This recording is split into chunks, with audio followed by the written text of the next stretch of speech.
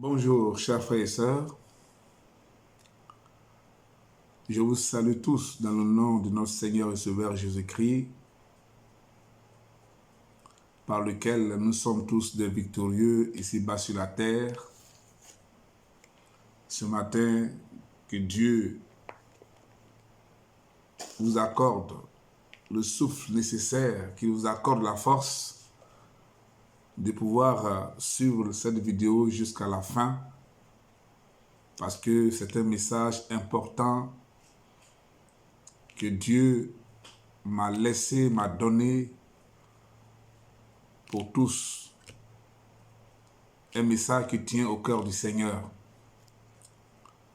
Vous savez, dans la vie, il y a des choses essentielles que nous oublions parce que tout simplement, nous sommes préoccupés par les choses de ce monde. Les choses essentielles qui peuvent faire avancer le royaume de Dieu. Ce matin, je viens donc pour partager avec vous un message très important de la part du Seigneur, parce qu'il y a 2 semaines de cela que nous avons eu à fêter la fête de Pâques. Nous nous sommes réjouis, nous avons dansé, nous sommes éclatés au maximum. Et si après cela, on nous posait par exemple la question de savoir qu'est-ce que nous avons retenu, je suis sûr que certains diront: Christ est sorti vivant du tombeau, il nous a libérés de tout joug, il nous a libérés de notre vie d'esclavage. Alors donc, après ces festivités, nous n'avons rien dans la tête que Jésus-Christ a triomphé et par cette victoire, nous sommes nous aussi des triomphateurs. Oui, il nous a libérés de tout joug, c'est vrai, mais selon que Dieu m'a révélé les choses, il ne faudrait pas que nous oublions l'essentiel. La chose est tellement importante que Christ, avant de monter au ciel, l'a rappelé à ses disciples. S'il a rappelé à ses disciples en ce temps, c'est parce que aujourd'hui, c'est là encore valable pour nous, qui me charge de le rappeler à tout un chacun. Il est dit dans la parole de Dieu qu'après sa résurrection, Marie de Magdala a été la première personne à recevoir des instructions de la part du Seigneur pour aller annoncer cette bonne nouvelle aux disciples qui, à cause de la peur des Juifs, sont restés cloîtrés dans une maison, les portes bien fermées. Parce qu'eux aussi, ils n'avaient pas cru en cette résurrection. Quand bien même Jésus leur avait dit, en prenant exemple sur les édifices qu'il voyait, il disait ce jour-là que si vous détruisez ces temples, il s'adressa à ses disciples, en 3 jours, je le releverai. Mais malheureusement, ses disciples, à l'époque, n'avaient pas l'esprit pour comprendre de quoi Christ parlait. Alors, si bien qu'après la résurrection, ils ont eu du mal à croire en cela. Quand bien même Marie est venue vers eux pour leur annoncer la bonne nouvelle. Après donc cette bonne nouvelle annoncée par Marie, Jésus va leur apparaître. Et il leur dira que la paix soit sur vous. Dans le livre de Jean, à 2 reprises, il leur dira que la paix soit sur vous. Et ensuite, il dira ceci. Et c'est de ça que nous allons parler. C'est la chose essentielle. Et c'est cela que Dieu m'a demandé de rappeler à tout un chacun. Je ne suis pas là ce matin pour développer le sens du Pâques, de la Pâque du moins, mais je suis là pour vous rappeler que Christ, avant de monter, a dit ceci. Comme mon Père m'a envoyé, moi aussi, je vous envoie. Amen. et dit, comme mon Père m'a envoyé, moi aussi, je vous envoie. Et après leur avoir dit cette parole, il souffla aussi sur eux et il leur dit, recevez l'Esprit. C'était l'introduction du Saint-Esprit dans leur vie, ce qui va se concrétiser le jour de la Pentecôte, lorsqu'ils étaient rassemblés dans la chambre haute. Chers frères et sœurs, il ne faudrait pas que nous perdions de vue l'essentiel.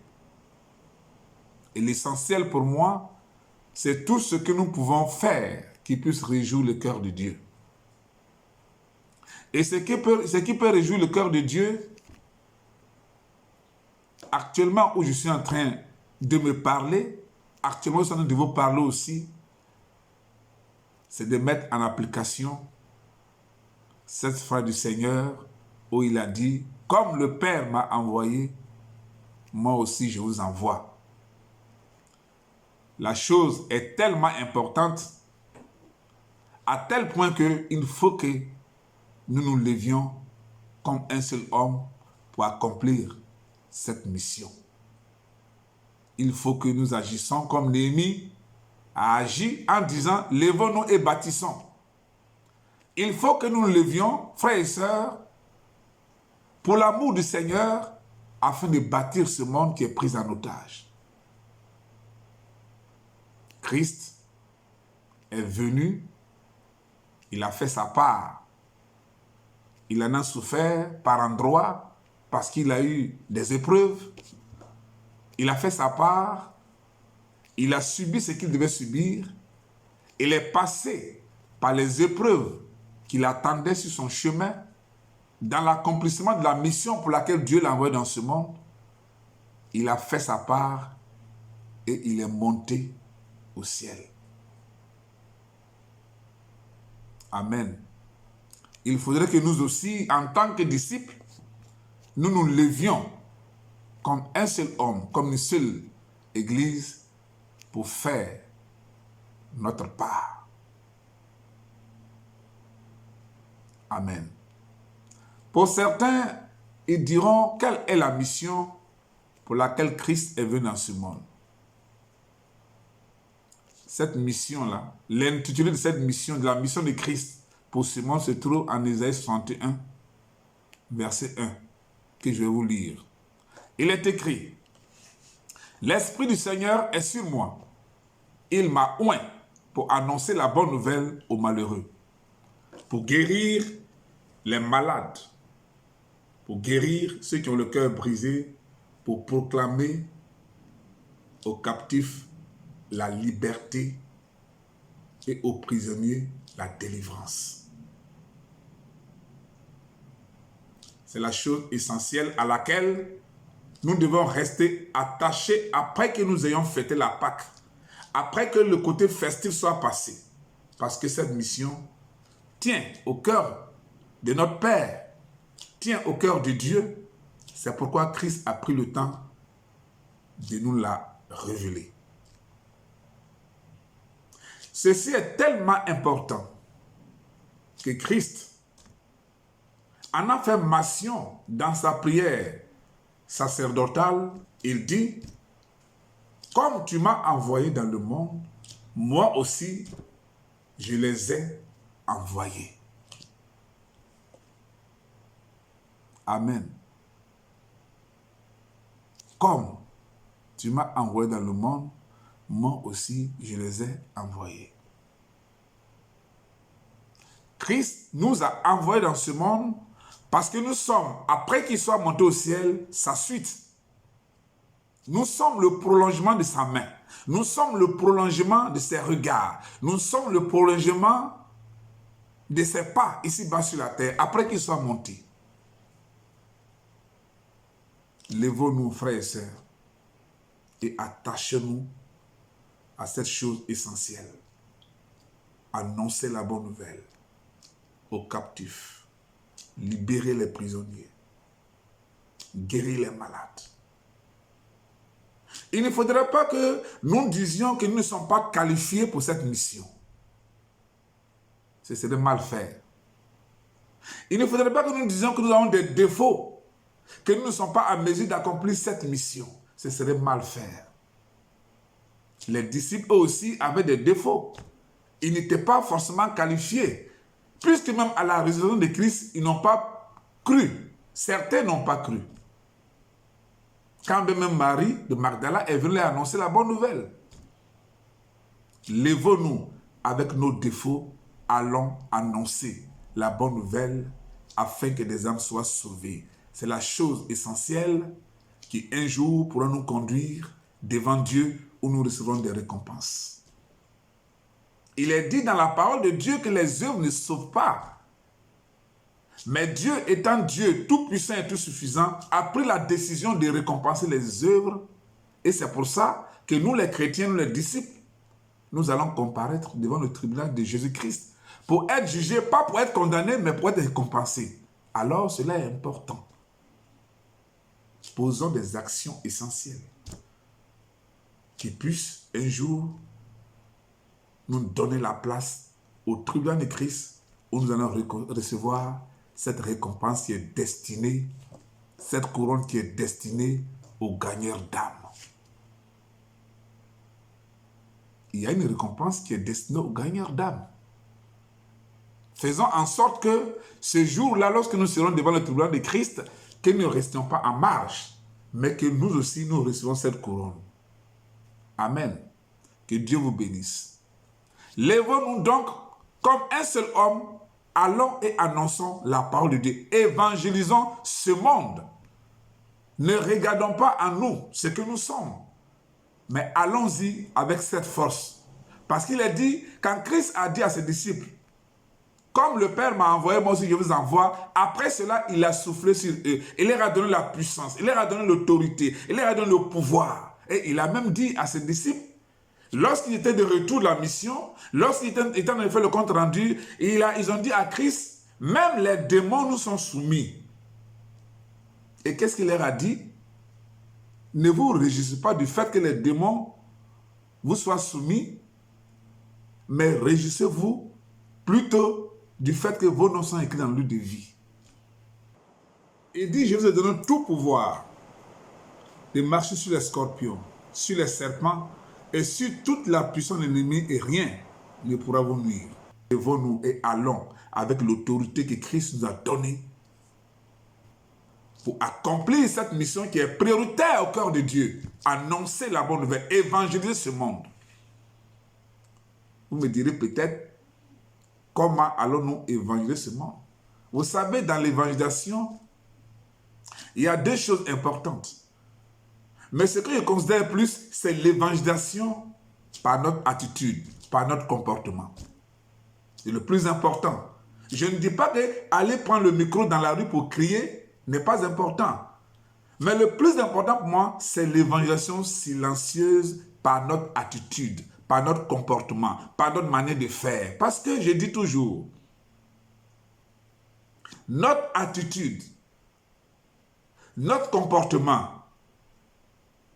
que nous adoptons à tout endroit, en tout lieu où nous sommes, dans nos services, dans notre pays, dans notre ville, dans notre maison, crie plus fort que ce que nous disons. Et cela produit plus de fruits lorsque nous adoptons une attitude qui honore le nom de Dieu. Et c'est cela que Dieu m'a dit de vous rappeler. Il m'en a d'abord fait des reproches parce que nous sommes réjouis pendant ces fêtes de Pâques. Mais pour Dieu, nous oublions l'essentiel. Après la réjouissance, après le côté festif, nous sommes assis et nous regardons. Quand nous disons par exemple, heureux la nation dont l'Éternel est Dieu, heureux le peuple qui s'est choisi pour son héritage, et nous asseyons, comment est-ce que cette nation sera heureuse si nous ne nous levons pas pour évangéliser, pour qu'elles entendent le message du salut, pour qu'elles profitent de la bonne nouvelle, pour se donner à Dieu pour qu'elle soit heureuse. Comment le peuple sera heureux si nous ne sommes pas levés pour parler de la part du Seigneur, pour s'aimer dans les cœurs le message d'amour, la bonne nouvelle, afin que ce peuple-là soit soumis à la parole de Dieu pour recevoir des bénédictions. Comment? En Romains 10, verset 14b, il est dit ceci, que je vais vous lire. Et comment croiront-ils en celui dont ils n'ont pas entendu parler? Et comment entendront-ils parler s'il n'y a personne qui prêche? Et comment y aura-t-il des prédicateurs s'ils ne sont pas envoyés, selon qu'il est écrit qu'ils sont beaux les pieds de ceux qui annoncent l'évangile? Christ nous a donc envoyés dans ce monde. Lèvons-nous maintenant. C'est le moment favorable de continuer la mission que Christ a commencé. Il est l'élément précurseur de cette mission que Dieu a donnée à tout un chacun pour sauver les âmes. Christ est l'élément précurseur. Il est venu. Il a fait sa part, comme je l'ai dit. Et il est monté au ciel. Il est assis à la droite du Père, sur son trône, avec le Père. Et c'est pourquoi il dira à celui qui sera vainqueur, je lui donnerai le droit de s'asseoir avec moi sur mon trône. Comme j'ai vaincu et je suis assis avec le Père sur son trône. C'est aussi la chose importante, essentielle pour nous les chrétiens aujourd'hui. Lèvons-nous et bâtissons. Allons avec nos défauts, avec ce que nous avons et annonçons la bonne nouvelle. Prenons exemple de Joseph dans la maison de Potiphar. Il n'a jamais ouvert un jour. Il n'est écrit nulle part, ou moi je n'ai pas encore vu, que Joseph s'est assis, il a pris son micro pour évangéliser Potiphar. Non. Mais c'est par son comportement. C'est par son attitude. Potiphar voyait en lui Dieu. Il voyait en lui la crainte de Dieu. Si bien que Joseph a été élevé au rang de premier ministre. Et nous savons tous l'histoire, ce qu'il a apporté en Égypte. Dieu a fait éclater sa gloire au travers de Joseph, parce qu'il craignait Dieu, parce qu'il avait une bonne attitude. Vous connaissez l'histoire de Joseph. Prenons Joseph en exemple. Que de par notre comportement, ceux qui nous entourent, dans notre maison, dans nos lieux de service, dans notre ville, dans notre pays, dans notre nation, que les gens voient en nous l'image du Christ. Je vous ai dit une fois que le plus important, le but ultime de Dieu, pour nous les chrétiens ici-bas sur la terre, ce n'est pas ce que nous allons posséder comme richesse, comme bien matériel. Non. Le but ultime de Dieu pour nous, c'est que nous soyons remplis du caractère de Christ, que nous allons transmettre à ce monde qui est pris en otage. Le caractère de Christ. Quel est le caractère de Christ? Prenons Joseph en exemple. Posons les actes qu'il a posés. Cela pourrait même toucher des âmes sans que nous ayons besoin d'ouvrir notre bouche pour dire à qui que ce soit, le Seigneur t'aime. Il y a aussi Daniel, devant le roi Darius, son comportement a transformé Darius à tel point que vers la fin du chapitre 6 de Daniel, Darius a écrit, c'est des choses que je vais vous lire après, il était devenu un évangéliste. Le roi Darius a ordonné qu'on jette Daniel dans la fosse au lion, mais la Bible dit qu'il était attristé ce jour-là, il s'est privé de tout. Et même il a eu à prier pour Daniel, où il disait, Daniel, que le Dieu que tu sers avec persévérance, je n'ai pas le verset sous mes yeux, que le Dieu que tu sers avec persévérance te délivre.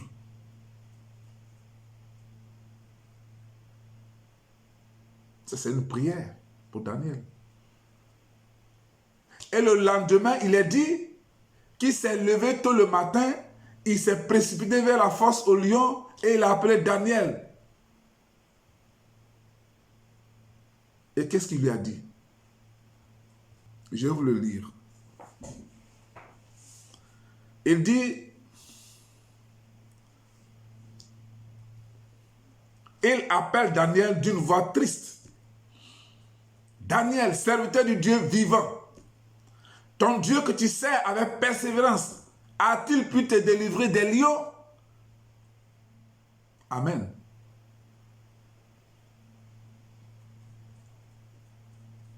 Et Daniel va lui répondre, mon Dieu a envoyé un ange et fermé la gueule des lions. Alléluia. La prière du roi Darius au verset 16 du chapitre 6 fut exaucée. Parce qu'il avait dit, puisse ton Dieu que tu sais avec persévérance te délivrer. C'est la prière qu'il avait faite au verset 16. Frères et sœurs, nous n'avons vraiment pas forcément besoin d'ouvrir la bouche pour nous adresser ou bien d'ouvrir la bouche pour qu'une âme soit sauvée si nous avons un comportement qui honore le nom de Dieu face à toute situation. Ne regardons pas ceux qui sont au-devant de nous. Ne regardons pas celui qui est au-dessus de nous comme un chef. Notre devoir, c'est de rester à la place où Dieu veut que nous soyons pour que lui, il fasse éclater sa gloire par nous. Faisons en sorte que nous soyons des éléments importants dans la main de Dieu qu'il va utiliser pour faire éclater sa gloire dans ce monde, afin que son plan pour ce monde soit accompli pour la gloire de son nom. C'est l'essentiel, la chose essentielle qui tient au cœur de Dieu.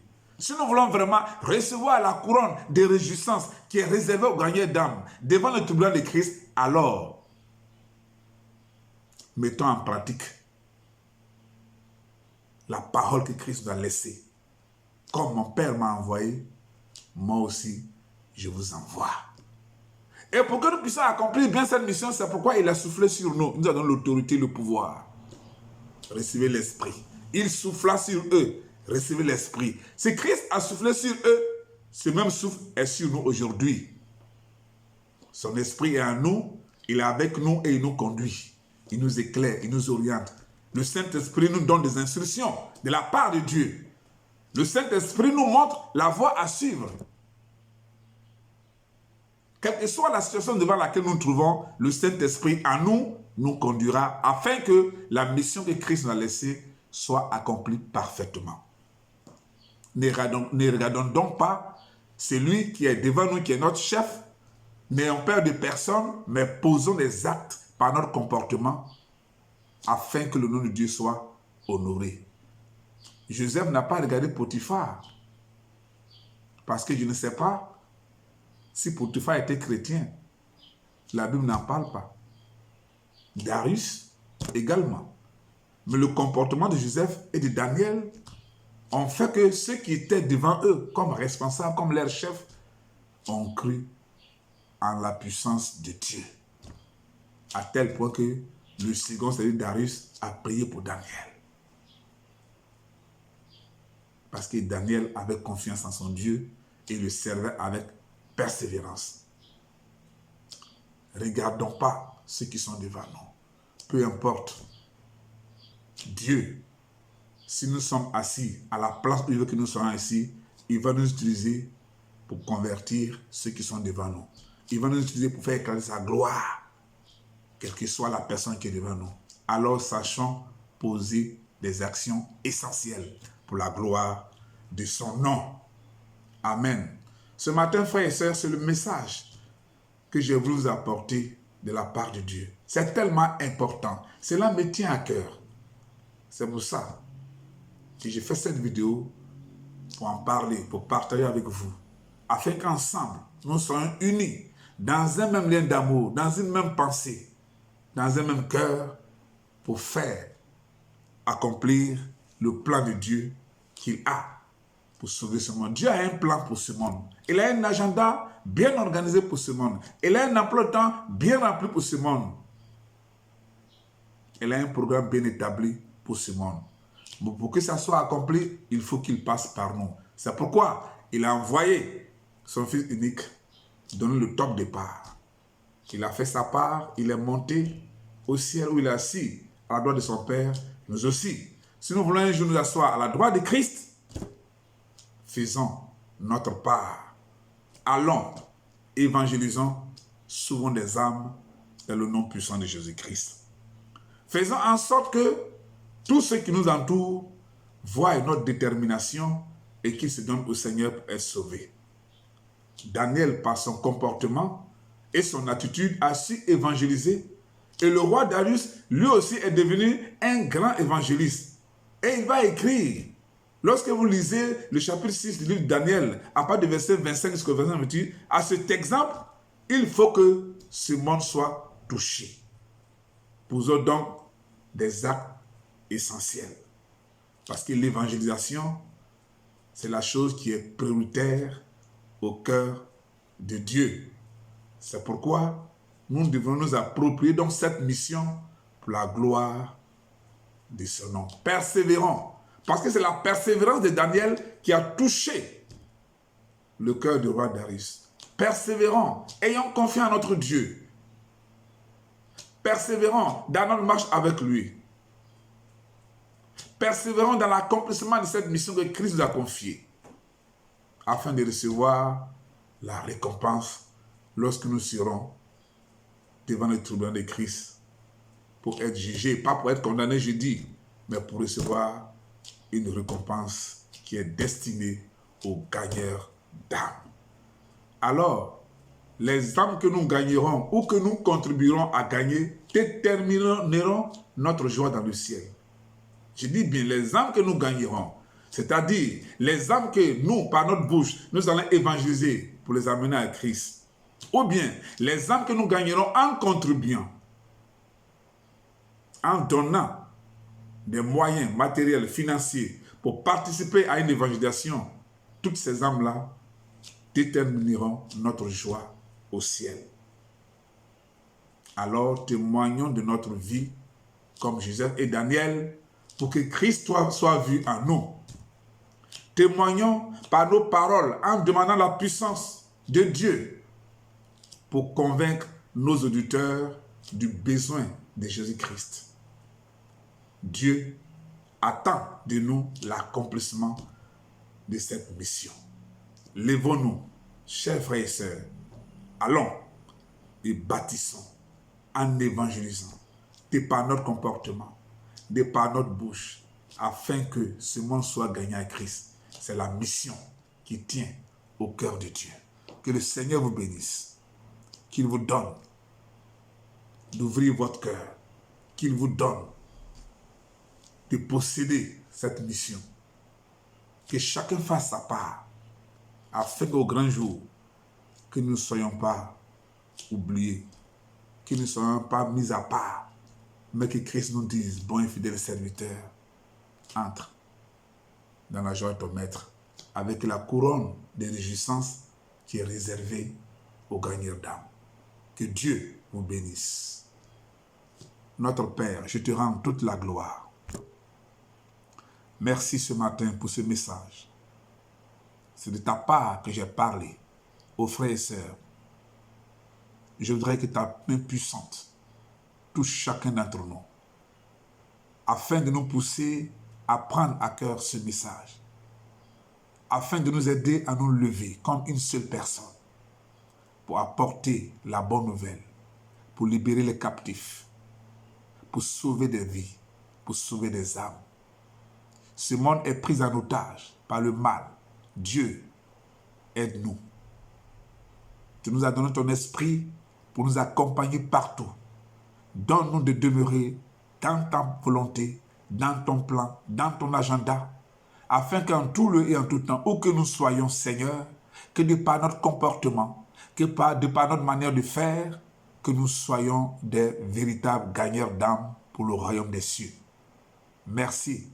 Je sais que tu m'as écouté et que je suis exaucé au nom de Jésus. Amen.